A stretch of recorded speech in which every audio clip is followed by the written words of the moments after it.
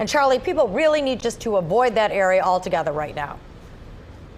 Yeah, avoid this area. You talk about a train wreck, this is the real thing. Now, luckily, no injuries, so that's the very good news. But this happened, and where I'm at right now is Stevens, 9.5 Mile, and Shaner. That's in the city of Warren. But there's two different sites. I'll get into that in 1 minute here.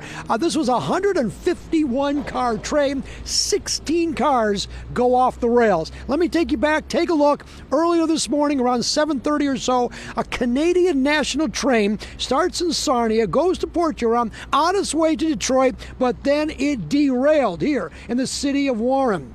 And because of the way that Groesbeck goes, it kind of messed up everything from 9 to 10 Mile, Shaner to Groesbeck. 16 cars literally off the track. You can see it there. Now, luckily, there are no hazardous material cars. There were 3 of them on the train, but they were okay. Now, one car did leak, but they say it's unrefined alcohol. I think it's how to make alcohol or some booze or something like that, but that's not a problem, they tell me.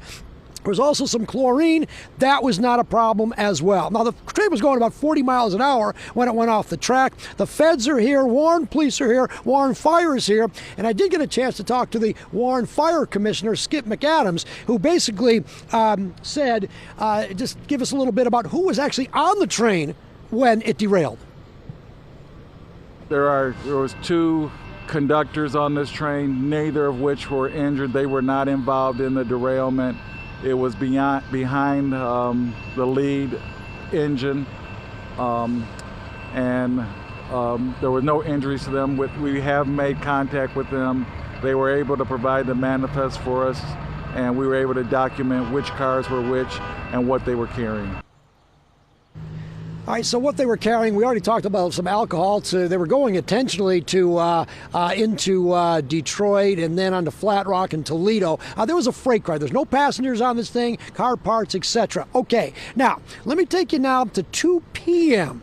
And 2 p.m., the good cars, the 135, give or take, my math's not that good, but it was about 130 plus cars, they attached an engine to them and they shipped them north back to wherever they shipped them, but they got them off the track. So now we're only focusing on the 16 cars that are off the track. And look at the heavy machinery that was brought in here. I mean, these are major bulldozers with cranes, and the idea is to get these cars off the tracks, then repair the tracks, which are broken, put those cars back on the tracks, hook up a new engine, and ship those cars, the good ones then, repaired ones anyway, to wherever they're going to go, likely Detroit.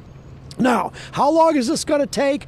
Certainly it's going to take all of today. They're going to be working here all overnight. They're going to bring in some lights, it looks like, and hopefully by tomorrow afternoon, this will all be cleared away. Again, I want to emphasize absolutely no danger. There never was any danger to the residents here in Warren, although this is a very commercial area, and no injuries.